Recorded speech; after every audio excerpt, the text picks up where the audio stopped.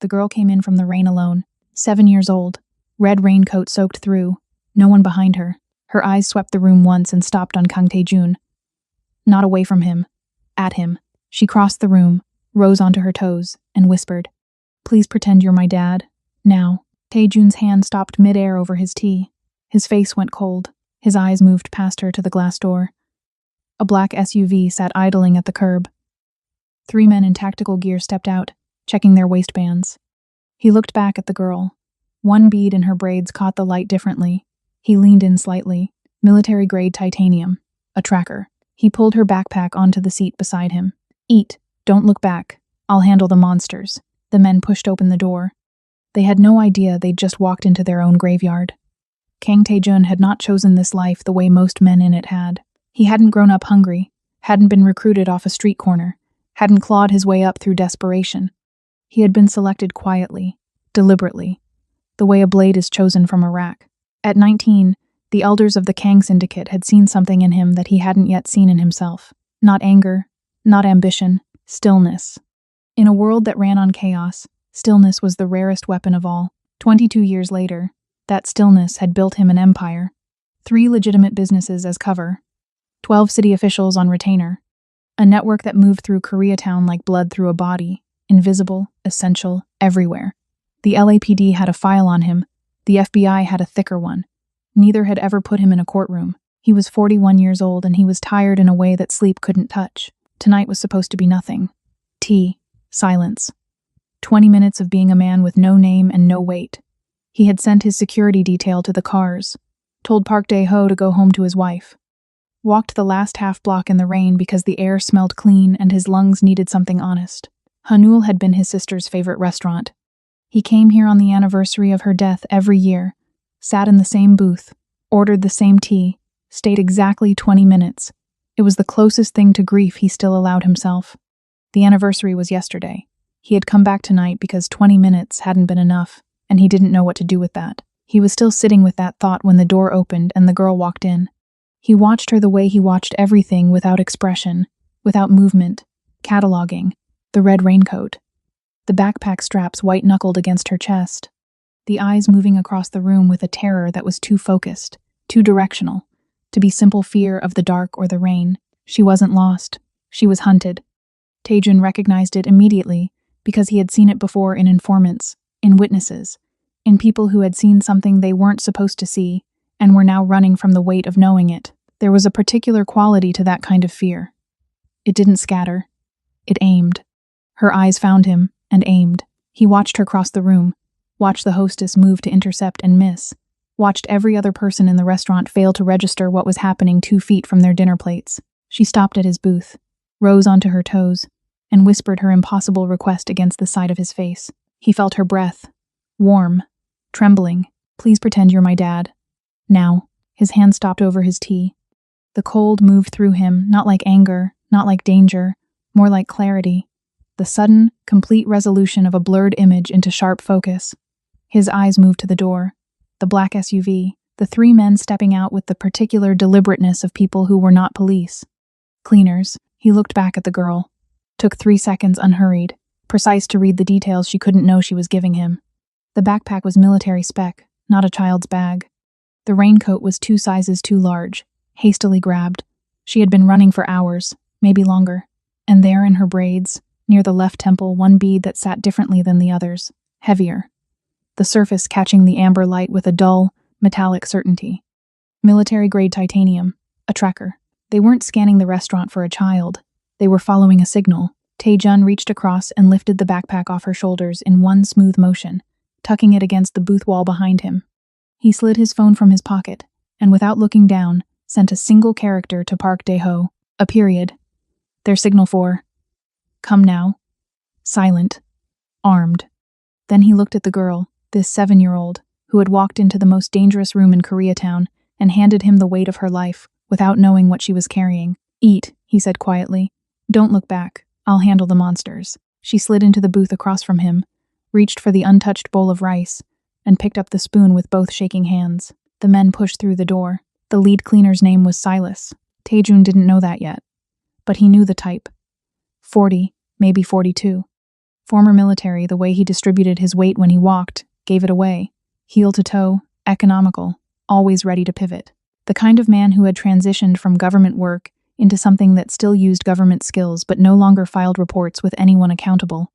Dangerous, disciplined, and walking directly toward his booth. The two men behind Silas spread without being signaled, one drifting toward the kitchen corridor, one positioning near the bar. Clean coverage. A half-empty Koreatown restaurant at 11 p.m. was nothing to them. Taejun noted all of it in the time it took Silas to cross half the room. He still didn't look up. Across the table, the girl had stopped pretending to eat. The spoon was motionless in her hand, hovering over the rice bowl. Her eyes were fixed on the table with the rigid concentration of a child trying very hard to follow instructions she was terrified of failing. Don't look back. She wasn't looking back, but her jaw was set with a determination that had no business existing on a 7-year-old's face. Hey, Taejun's voice was barely above a murmur. Not soft, just controlled. Breathe, she breathed. One small, shuddering inhale. What's your name?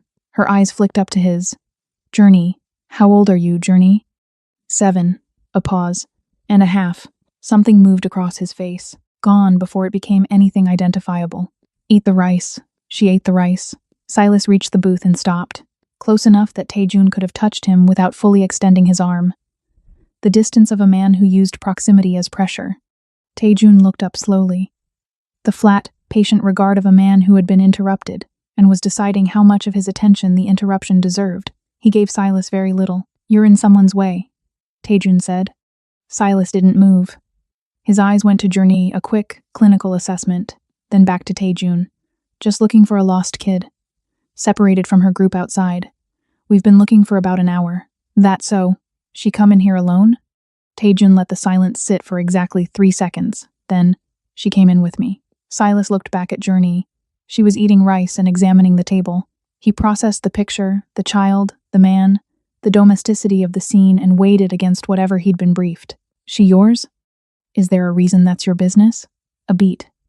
Something shifted behind Silas's eyes. Not retreat recalculation. We're just trying to get her home safe. She is home safe. Taejun picked up his tea. Good night. Silas didn't move immediately. That was the tell. A man with a clean conscience leaves when he's been dismissed. Silas stood 4 seconds longer than he should have, his eyes making one final pass. Not at Journey's face, at her hair. Taejun felt the shift like a change in air pressure. Silas knew about the bead. He was now standing 18 inches away, doing the math on whether the man across from him was an obstacle or a corpse. Under the table, Taejun's right hand rested open against his thigh, 2 inches from the piece holstered at his hip. He wouldn't draw, not here. Not with Journey across the table. Not with civilians who would become collateral in the time it took. But his hand was there. His phone buzzed once against the cushion. Park Dae-ho. Outside. Positioned. Taejun looked up at Silas one final time. And for just a moment, he let the mask slip. Not much. Just enough for Silas to see what lived behind the stillness. Silas saw it. He took 1 step back. Enjoy your dinner, he said flatly, turned and walked to the door. His 2 men followed without a word. Taejun watched the black SUV through the glass. Idling. Not leaving. Waiting. Journey's voice came quietly from across the table. Are they gone? Taejun looked at her. At the exhaustion behind her eyes that no 7-year-old should carry. For now, he said. He typed 4 words to Park Dae-ho. Bring the car around. The SUV hadn't moved. Parked at an angle that covered both the main entrance and the side street. Silas wasn't gone. He was regrouping. Probably running Taejun's face through whatever database a rogue government unit had access to at 11 p.m. 4 minutes. Maybe 5. He had less time than that. He looked at Journey. Both hands flat on the table now. Fingers spread, the way children sit when they're trying very hard to be brave and running low on the resources to sustain it. She hadn't removed her raincoat. Ready to run. She had been ready to run for a long time. Journey. He kept his voice level. Who brought you here tonight? Her eyes came up to his, measuring him not for threat, but for truth. Deciding whether he kept promises or made them to get what he wanted. She took her time deciding. Nobody, she said. I came by myself. My dad told me to run and don't stop and find somewhere with lots of lights and lots of people. She swallowed. This had the most lights. Taejun absorbed that. Told me to run. Past tense. He didn't ask the follow-up question. Not yet. She was holding herself together with everything she had. and he would not be the thing that broke it. "Smart man," he said. "Good choice." Something in her face loosened, just slightly. His phone buzzed. Park Dae-ho.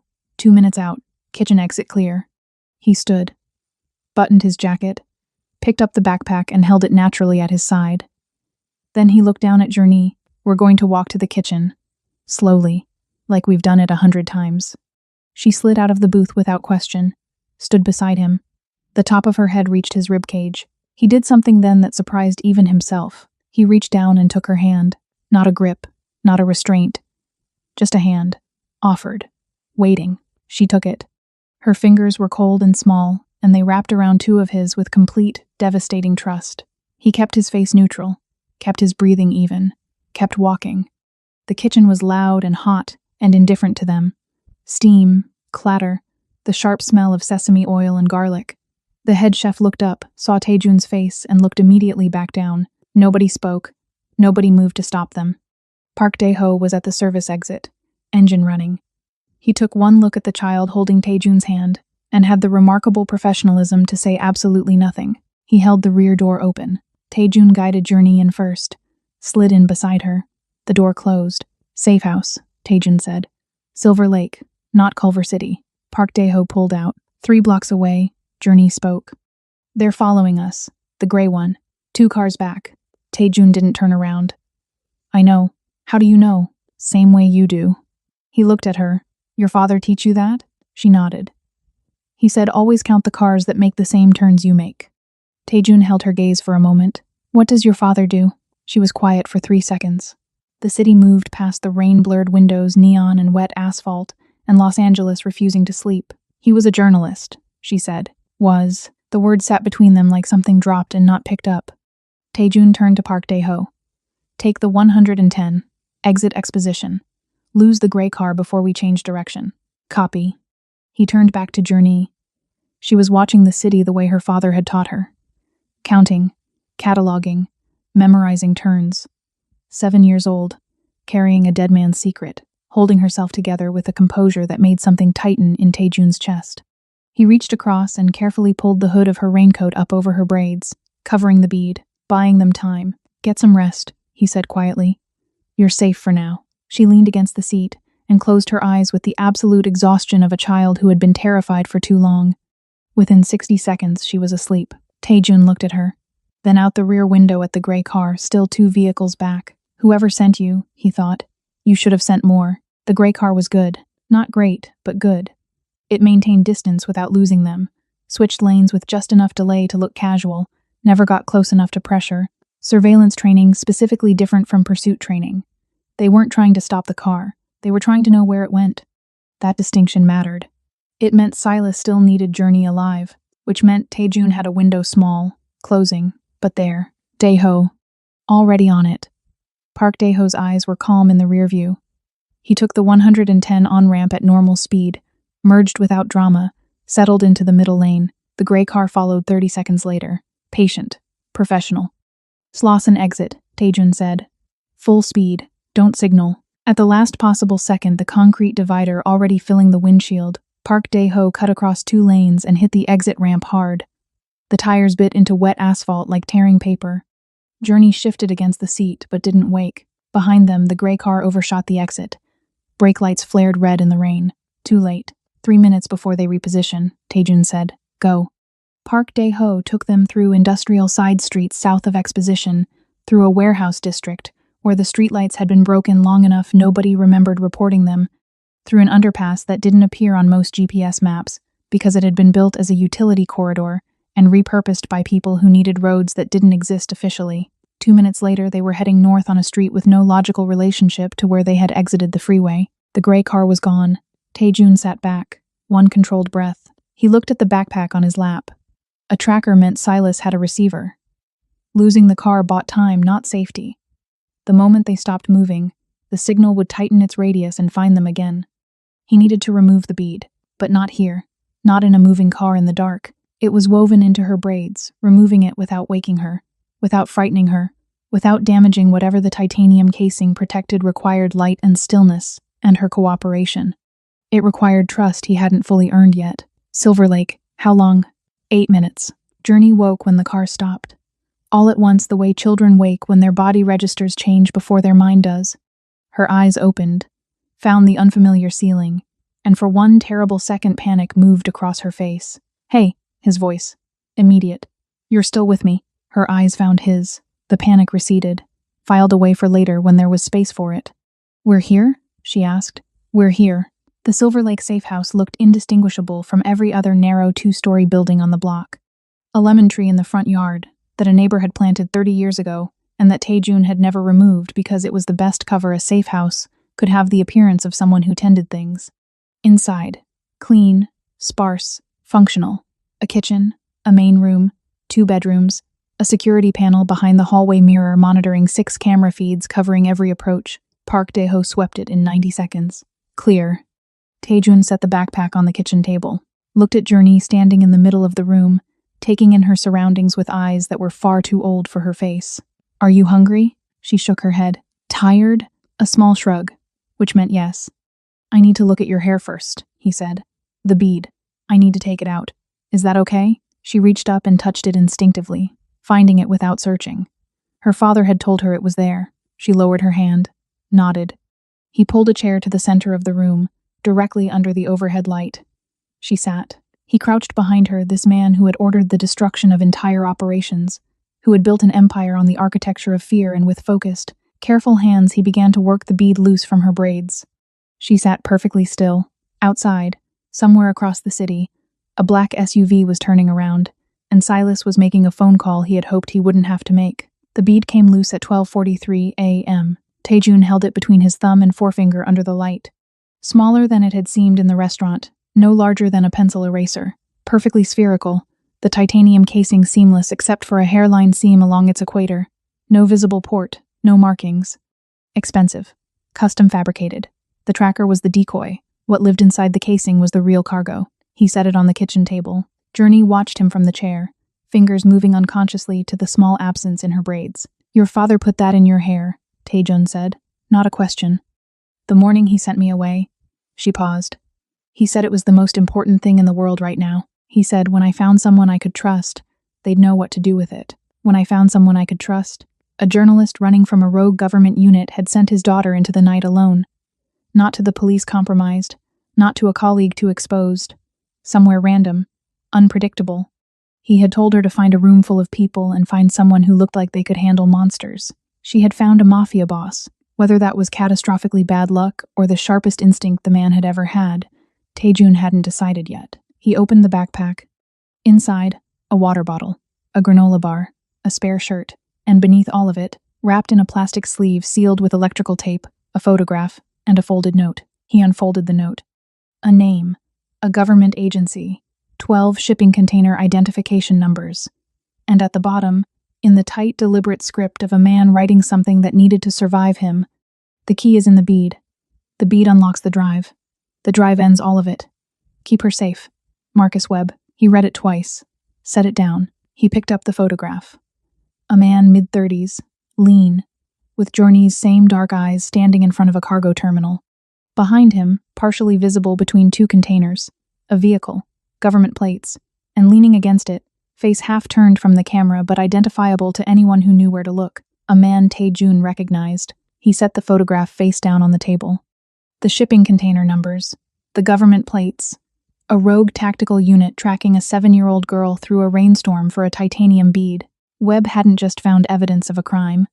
He had found the architecture of one built over years, using government resources, hiding inside legitimate cargo operations, and he had encoded the key into a sphere the size of a pencil eraser and sewn it into his daughter's hair before they came for him. Tae-jun understood now why Silas had made that phone call. This was bigger than Silas. "Mr. Kang." He looked up. "You can call me Tae-jun," he said. She considered that. "Is my dad okay?" The question landed and stayed. He held her gaze. He had spent 20 years never lying about important things, not from conscience, but because lies about important things had structural weaknesses that collapsed under pressure. He was not going to start with a 7-year-old who had already proven she could handle more than he'd expected. "I don't know yet," he said. "But I'm going to find out." Her jaw tightened almost imperceptibly. She nodded once. "He taught me to be brave," she said quietly. He said brave doesn't mean not scared. It means scared and still going. Taejun said nothing for a moment. Then he walked to the kitchen, found crackers and peanut butter, and set them in front of her without ceremony. Eat, then sleep. He picked up the bead, the photograph, the note. I have work to do. She was already reaching for the crackers. And as he moved toward the back room, he heard her say, barely above a whisper, "Thank you for being my dad tonight." He stopped, didn't turn around, stood in the hallway with his hand against the wall for 3 full seconds. Then he kept walking. Taejun made 4 phone calls between 1 a.m. and 2 a.m. But first he sat, just for a moment, 5 minutes, that he allowed himself and no more. He sat in the back bedroom with the door closed, and Marcus Webb's note in his hand, and let the weight of it settle fully before he decided what to do with it. A journalist who had chosen truth over safety. A little girl sent into the dark, carrying her father's last act of courage in her hair. A system built by people who were supposed to protect children, used instead to disappear them. His sister had been 17 when the violence of this world had taken her. Not from his world, from theirs. From the men who wore badges and looked away and let things happen because it was profitable to let things happen. He had built his empire partly out of grief. He had never admitted that to anyone. He set the note down, picked up his phone. 5 minutes, then work. The first call went to Cho, a former NIS analyst operating out of a server room in Alhambra. Taejun read him the 12 container numbers. Cho was silent for 11 seconds. Where did you get these? Does it matter? It matters because 3 correspond to containers flagged internally by customs 18 months ago, then quietly unflagged. Someone with clearance reached in and erased them. How high? High enough that I need 20 minutes, and I need you to never tell me where these numbers came from. Call me back, Taejun said. The second call was to Park Dae-ho, Ghost Guard, the 4 from the Incheon situation. 2 hours, separate approaches. Copy. The third call went to Seo Yuna, 63, retired, living on a horse property in Ojai that Taejun had purchased for her 11 years ago, his sister's closest friend. The only person alive who spoke to him without calculation in her voice. She answered on the second ring. I have a child, Taejun said. 7 years old. She needs somewhere safe that isn't connected to me operationally. Is she hurt? No. Scared. Exhausted. Braver than she should have to be. Bring her when you're ready, Seo Yuna said. The east room is already made up. She hung up without asking anything else. The fourth call he almost didn't make. He sat with the phone in his hand looking at the photograph at the half-turned face he recognized.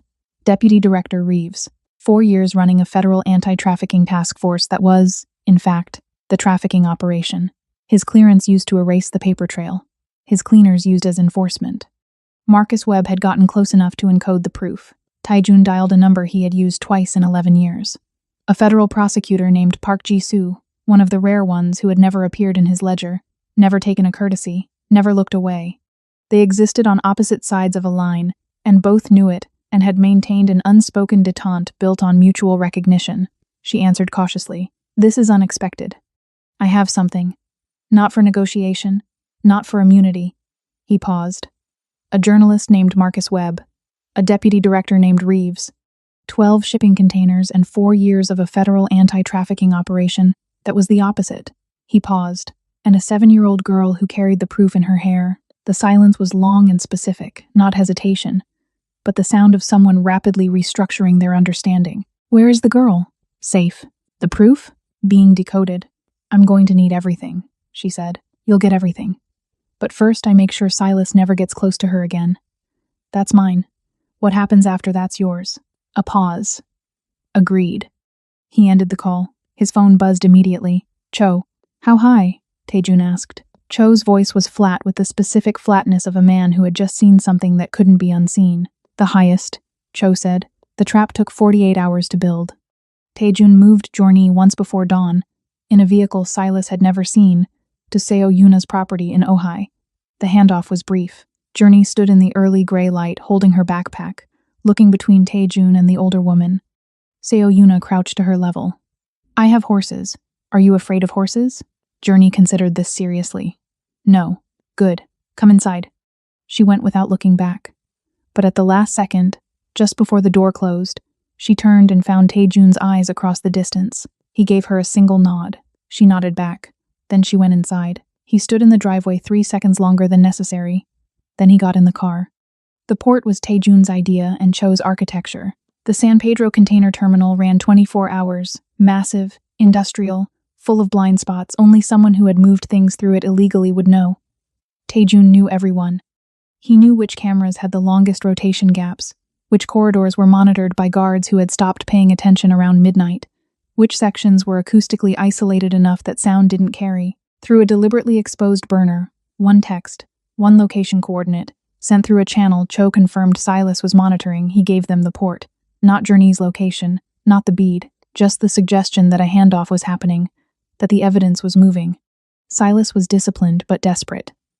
Cho's intercept confirmed it. Reeves was applying pressure. The timeline was collapsing. Silas needed to recover the evidence and neutralize the chain of custody before Jisoo's office started pulling threads. Desperate men walked into traps that patient men avoided. They came at 1 a.m., 6 this time. 2 teams of 3, tactical spacing, suppressed weapons. They entered through the south gate using credentials that confirmed the depth of Reeves's reach. Taejun tracked them from a catwalk above container row C, 40 feet up, full sightlines to all 3 approaches. The Ghost Guard's 4 men were distributed across elevated positions, covering the same ground from different angles. They had mapped it the previous afternoon while the port ran its normal operations around them. Daeho's voice in the earpiece. Team 1 passing marker 4. Hold. He waited. Let them move deeper. Let the geometry close. Team 2 at the junction. Now. The port's floodlighting came on in sections sequentially, each bank illuminating another section of the yard, closing the dark spaces Silas's teams were using for cover. Cho had accessed the lighting system remotely from Alhambra. Silas's teams froze. In the sudden flat white light, they were fully exposed. 6 men in tactical gear standing in the open, nowhere to go. The dawning understanding that the environment they had entered was not neutral. 3 of Silas's men made the right decision immediately. Weapons down, hands visible. The other 2 didn't. What followed was brief and controlled, no permanent damage. Taejun needed bodies that could testify. Silas ran. Not toward the exit, toward the water. The port's eastern edge dropped 15 feet to the service dock below. He hit the railing and went over without hesitation. Landed hard, rolled, came up moving toward a boat moored at the end of the pier. Taejun watched from the catwalk. Then he looked at Daeho. Daeho was already moving. They found Silas at the end of the pier 40 seconds later. Mooring line in his hands, 1 foot on the gunwale, when Daeho's voice came out of the dark. Nowhere left. Silas went still, turned slowly. Taejun walked the length of the pier without urgency, hands in his jacket pockets, the harbor wind moving through his hair. He stopped 3 feet away. The 2 men looked at each other in the dark. Silas's jaw worked. Something moved behind his eyes, the arithmetic of loyalty versus survival. Then something else, something that looked, unexpectedly, like exhaustion. They told us she was a courier, Silas said quietly. Running product for a cartel. That's what we were briefed. A pause. She's 7 years old. Taejun said nothing. Let the silence do its work. Reeves lied to all of us, Silas said. Then help me prove it. The calculation behind Silas's eyes ran its final count. He let go of the mooring line. Silas talked for 3 hours. Names, dates, container numbers that matched Webb's list and then exceeded it. Safe house locations. Reeves's chain of command. The financial architecture that had kept the operation invisible for 4 years, routing proceeds through a federal discretionary fund audited internally by the same people running it. It was thorough. It was devastating. Taejun sent the recording to Park Jisoo at 4:47 a.m. She responded 11 minutes later. Grand jury convenes in 72 hours. Keep the girl safe until then. He set the phone down. Sat alone in the empty warehouse office, after Daeho had taken Silas to a location that would hold him safely until Jisoo's office was ready. The harbor outside had begun its pre-dawn rhythm, the low mechanical groan of cranes starting up, the distant percussion of containers moving. He thought about Marcus Webb.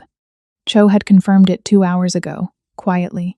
Webb had been found in a storm drain off the 101 4 days before Journey walked into the restaurant.